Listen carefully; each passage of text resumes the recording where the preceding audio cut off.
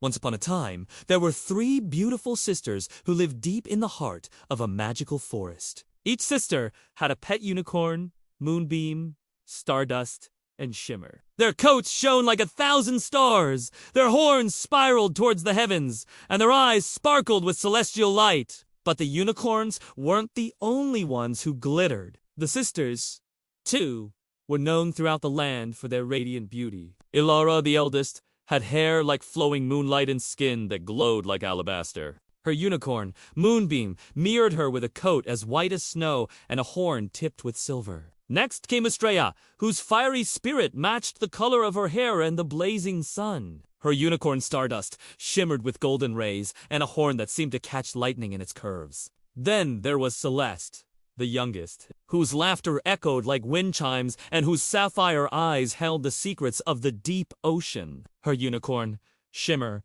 dazzled with a coat of twilight blue and a horn that whispered tales of the sea. The sisters spent their days exploring the enchanted woods, tending to their herb garden, and laughing with their beloved unicorns. They shared a bond that was as strong as the ancient trees that surrounded their cottage, a bond forged in love and trust. But their peaceful lives were about to change in ways they never imagined. One day, a shadow fell over the land. A terrible drought had begun, and with it, a sinister plot. King Oberon of the neighboring kingdom had declared that whoever brought him the rarest and most magical creature in the forest would become his heir. He believed that such a beast must surely exist in the enchanted woods, hidden away in the deepest, darkest places. When the sisters heard the king's proclamation, they were deeply troubled. They loved the forest and its creatures and couldn't bear the thought of them being harmed. But they also knew that if they didn't do something, the innocent animals could suffer. That night, as the moon cast its silvery light through their bedroom windows, the sisters gathered. They knew they had to take action. But what could they do? Ilara, the eldest, suggested venturing into the Whispering Woods, a place shrouded in mystery and whispered rumors of magic. But the woods were also known to be dangerous, filled with treacherous paths and guarded by mythical beasts. Estrella, the fiery middle sister, argued against it. "Why should we risk our safety for a foolish king?" she asked.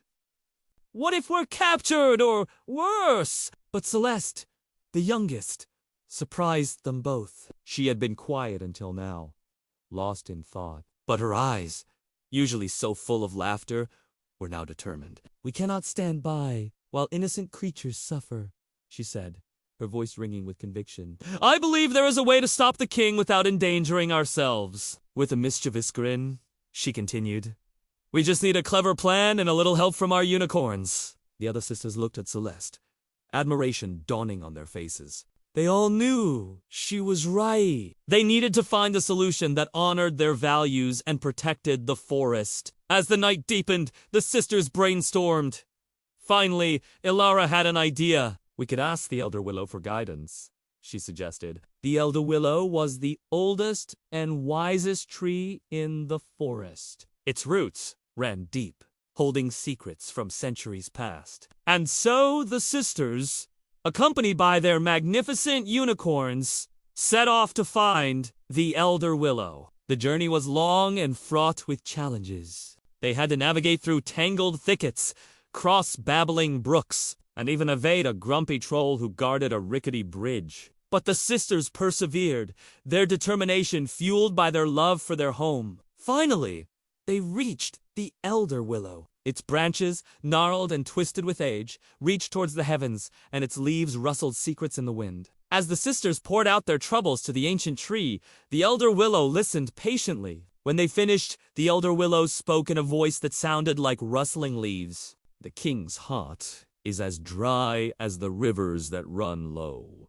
it said. "To change it, you must show him something truly magical, something that captures the essence of our forest." The sisters exchanged puzzled glances. What could they possibly offer the king that would touch his hardened heart? Just then, Celeste stepped forward.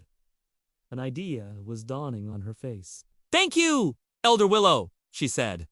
"I think we know just what to do." And with that, the sisters, along with their unicorns, returned home. They had an idea that might just save the forest, but it would require all their courage, creativity, and above all, their unity. As the sun rose, bathing the cottage in golden light, the sisters put their plan into action. They gathered flowers, herbs, and fruits from their garden, each with its unique magical properties. Moonbeam's horn, tipped with silver, was used to collect pure moonlight, which was said to have healing powers. Stardust's horn, touched with gold, captured the essence of the sun, bringing warmth and energy. Shimmer's horn, kissed by the ocean, held the magic of the tides, capable of bringing life to withered things. Under Celeste's guidance, they combined these elements in a grand ceremony. The forest itself seemed to hold its breath as the sisters chanted ancient words of power. Suddenly, the clearing before them transformed into a breathtaking spectacle. Flowers bloomed in vibrant colors, herbs shimmered with otherworldly light, and fruits hung heavy, bursting with magical energy. At the center of it all, a pool of shimmering water rippled, reflecting the sky above. And from this pool, a vision began to form, a vision of the forest's future. If it were to wither and die, the sisters watched, horrified.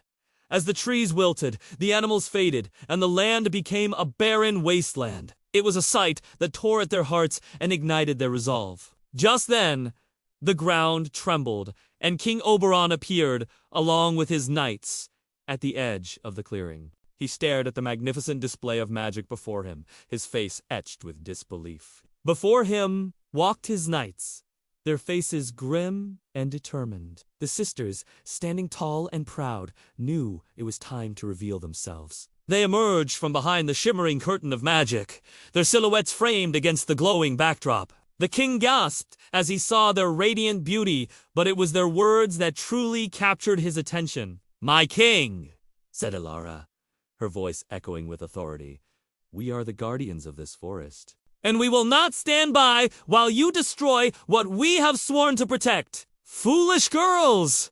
the king scoffed.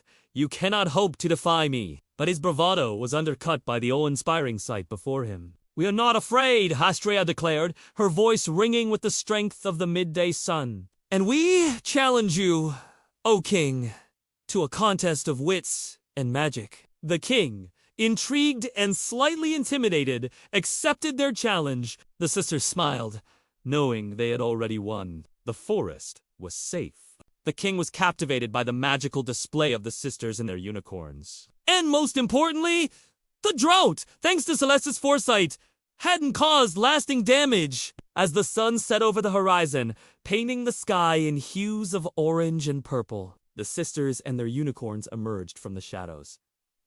The vision had come true. The forest was as lush and vibrant as ever. The animals were safe, and the king was humbled. He realized that true power lay not in brute force or material possessions, but in wisdom, compassion, and the unwavering protection of nature. The sisters, with their kindness, courage, and magical abilities, had shown him the error of his ways. And so the king turned from his destructive path, becoming the champion of the forest, working alongside the sisters to heal the land and its creatures. The once perilous drought became a tale whispered among the trees, a reminder of the day the Sun Princess and her star steed saved their home. In the end, it was not just the forest that thrived, but the king's heart, too, blossoming with newfound purpose and empathy. And as the years passed, the forest flourished, its magic renewed. The sisters and their unicorns continued to live in harmony, proving that love,